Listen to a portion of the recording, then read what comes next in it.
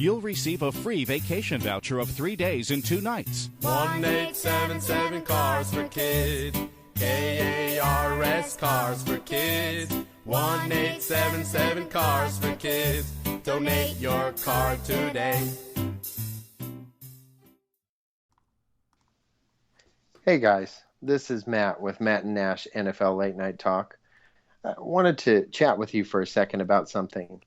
We're in the holiday season right now, and one thing I like to do during the holiday season, or one thing I know is going to happen, is my wife is going to be snuggling and coming up to me and kissing me. We're going to be at different holiday parties. We're going to be close a lot of the time. The last thing I want to do during that time is blow it by not smelling good or by being rough and disgusting on my neck. So you know what I do? This year, I found Robin Denio. She is a skincare consultant with the doctors that created Proactive, and she helped me get a new shaving regimen going. This season, I'm even more kissable. I have nice skin under my neck. I'm clean shaven. I don't have red bumps, and it looks perfect. So if you need a gift for anybody else that you know that deals with this, or if you just want to treat yourself to your own Christmas gift this holiday season, go ahead and get a hold of Robin. You can get your own aftershave regimen and your own shaving cream going that smells good and that takes care of your skin too. All you have to do is email her at robin.reifler, REIFLER, @gmail.com, or jump over to jockjournal.com and click on her ad there. Are you looking for the web's best sports news? Visit jockjournal.com. Sports media has lost its touch. It seems that journalists are scared to report what they see in fear of losing access to the teams they cover.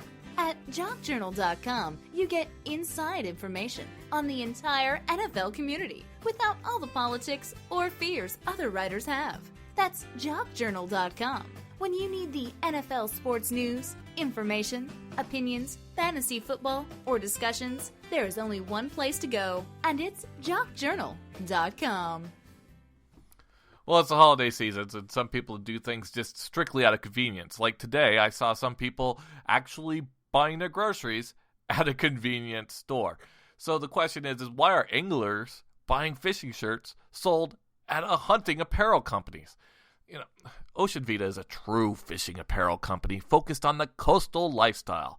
The clothing is designed specifically to handle the elements that anglers deal with on their fishing trips, such as staying dry, cool, and protected from the sun's harmful ultraviolet rays. Ocean Vita uses proven water-resistant technology, moisture-whisking fabrics, strategic air ventilation, and a high ultraviolet protection factor. All these designs and color choices are reflective of the bright and relaxed coastal lifestyle. Order your Ocean Vita apparel today and use the Jock Journal 20% off coupon, FishJock. That's right, FishJock, with no spaces, just one word, FishJock. Order online today at oceanvita.com. Vita is VIDA. That's oceanvita.com. And get your 20% off before this sale ends. Stay dry and cool when you're reeling in your next big fish. You are listening to Jock Journal Radio. News, opinion, and discussion for all you jock stars. Support for this show comes from Material. Material is a simple and intuitive e-commerce platform that lets you get your online store started without paying a dime. That's right. No ads, no setup costs, no transaction fees. Experience a fresh and easy new way to sell online by signing up at material.com today. Okay, we're back. I had to surf porn and post my pics on an adult website.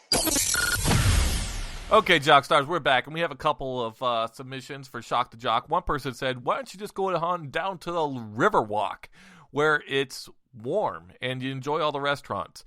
Well, for you, Texter, let me go ahead and tell you. I've been to the Riverwalk, and all it is a sewer these days. It literally stinks. People have polluted the thing, and it smells like poo. Not the type of place I want to go and enjoy my Christmas vacation. The second place that was asked was, why don't you just go ahead and go down to SeaWorld or LA and enjoy Disneyland? And my response to that is, if I want to do that, I'm going to do that at a different time, not Christmas. Christmas doesn't feel like the type of place where you want to go see Disney. At least to me, that's my take on it. Matt, are you in agreement? Yeah, of course. The Riverwalk is the worst idea ever. It Honestly, really was. That's a terrible idea. And I'd hope my family would look at me in total disappointment if I took them to the Riverwalk. My dad took me there almost like 25 years ago. Yeah, it was about 25 years ago. It wasn't bad then, but I went through advanced individual training there about 4 or 5 years later. It still wasn't bad then. But then I went through there about 10 years ago, and I damn near gagged. The place stinks, and it's full of crime. It's just it's dirty. Here's the thing, the Riverwalk, it's pretty, and it's kind of cool if I want to take my wife somewhere on a Saturday night, like we have a date night and I want to drive somewhere, or if I for some reason have to be in San Antonio, I can go to dinner on the Riverwalk. That's about it. That's not a destination place. It's not like, where are we going? The Riverwalk. That has no ring to it. It doesn't sound like something they would be excited about, especially with kids, because, I mean, it's just walking around and there's nothing they can do. So, yeah, I wouldn't do that. It's Disneyland, terrible. there's lots that they can do, but I'm not about – that just sounds like a very, very stressful, expensive, long, tiring thing, especially with young kids. It's like it'd be cool for a minute. But at the end of the day, I just am sore. I know someone who goes there, probably once a year, and they're so excited about it, and they're way too old to even be doing it anyway by themselves still. But it's just not something that I'm into. I've been once, and not so much. Absolutely. A Disney cruise. Now, a Disney cruise I could get behind. Oh, yeah. People just bringing you drinks all day long and sitting on a boat somewhere in the nice tropical areas. Maybe kids swimming. Yeah. I'm really big on going somewhere. That's why I did this. I wanted to go somewhere where then I could stay and not have to leave that place. Like, I didn't want to have to go anywhere else, right? I want to go somewhere with a nice room. They have like an amusement park here. They have a full water park. I don't have to go. Literally, my hotel is connected to all that, so I don't have to go outside if I don't want to, and that was my goal. Yeah, honestly, I think that these concepts that people have for vacations are sometimes just too aggressive. All these people who like the thought of like going for camping for vacation, cool, great. Now you get to sleep on a not comfortable location, maybe a cot if you're lucky, and you get to basically not bathe, acceptably.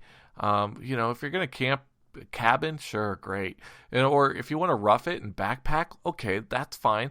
But don't call that a vacation. Call that a challenge, because that's what it is. When it comes wintertime, Christmas in the Bahamas sounds pretty nice to me. That sounds like the type of Christmas I can wrap my mind around.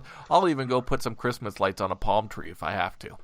I like it cold during Christmas, and that's one of the reasons we're actually here. The main reason is they have a ski hill near here. My wife's family lives here, and my kids have never been in the snow. We live in Texas, so I really wanted us to go and have a white Christmas. It opens on Friday. We're going to get to go and tubing, and the snow is on the hill, and so I like a white Christmas. I like it to snow, and I want it to be cold and be inside cozy. So that's kind of was the main goal of this.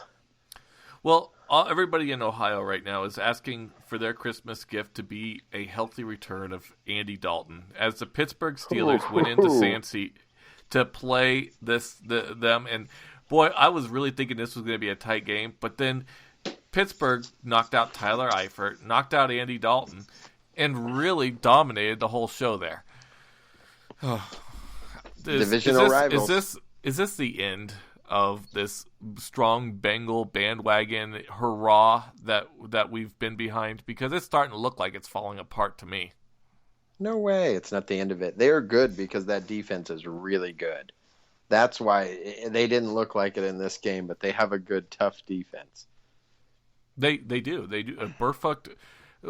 I'm still trying to wrap my head. I've been reading a couple articles. What the heck happened with the threats? Does anybody kind of understand what's going on with the well, this person threatened me. There's not going to be any league discipline about it. What Burfoot ran over Roethlisberger's knee? What's going on? Okay, we get it. These teams hate each other. Good. Great. We need another rivalry in the NFL that we can get behind. But what all is going on? I don't understand the problem here. Cincinnati's ghetto. I don't know what problem you're looking for. Yeah, they're division rivals that hate each other, and Cincinnati's super ghetto. Of course, they probably said some stuff.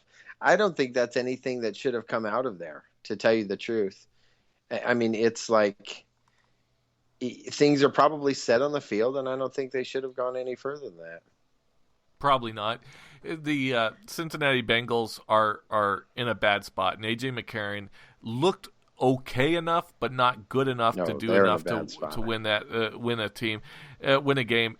A.J. McCarron really does have a crap ton of confidence in himself, so I'll give the guy a high five for that, as he's actually comparing himself to Tom Brady and said, yeah, well, Tom Brady was in a very similar situation when he came about, as he was, relieved Drew Bledsoe for that team, and it came in late in the season to lead them to a Super Bowl.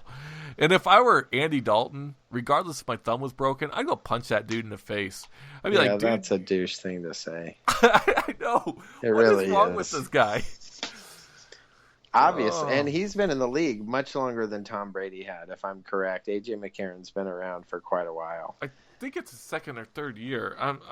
I'll look it up right now just to find out. Just to come in and even say that, it's like, get your opportunity and be a little humble with the opportunity. Come in and try and win games. I think this team is in trouble. I think it's not just because of that quarterback situation, but when you let a division, I think this is a gut punch. This is a hard loss for them. When you let a division rival come in and beat you up the way they did, and you lose by 13 at home, that's hard. That's tough. I mean, that doesn't give you any momentum going into the playoffs. The other thing I think that, look, I am still not sold on the Steelers being this superhuman team. Everyone is. This is still a team that's 8-5, that's lost a lot of games, that's lost some, 5 games this year, and also has had times where this defense seems really good, but at times where they get blown out. Right? This is not an elite defense that they have. Yeah, they're playing and they're hitting now, but they've been blown out in some games and beat up pretty badly. So I don't think this team is as good as – I think they're playing good games and having some good weeks, but I don't think they're putting it together every single week. Yeah, you hit the nail on the head. And just so you know, A.J. McCarron is actually in his second year. His first year was last year, but he was injured during most of it and didn't actually even get onto the field at any point. This year is his first in this game. This yesterday's situation was essentially his first real pass attempts that were worth anything. There were a couple in week 12, one attempt in week 12, 3 attempts in week 13, and now he's putting up 32 attempts and threw for 280 yards. Like I said, serviceable, but I'm just not sure that he's I don't think he's what they need to go the next level by any means. No. They need to go. I don't think Andy Dalton is either, but no, he isn't. That whole team just doesn't have the type of leadership or the type of team that's going to be necessary to go too far in the playoffs, at least at this point. The next game on the agenda is Oakland versus Denver. Let's go ahead and dissect the slowest, most uneventful game in the NFL last week.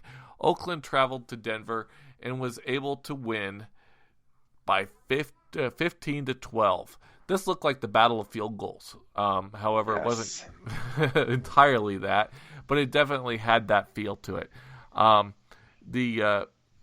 This game made Brock Osweiler look very, very vulnerable, and now people are beginning to discuss the possibility of Peyton Manning even possibly coming back this week. The Broncos are in trouble. We knew this would happen eventually. And Khalil Mack had a huge game. This was kind of a coming out party for Khalil Mack. But this Oakland defense is a good defense. They can play really well, and they don't forget they have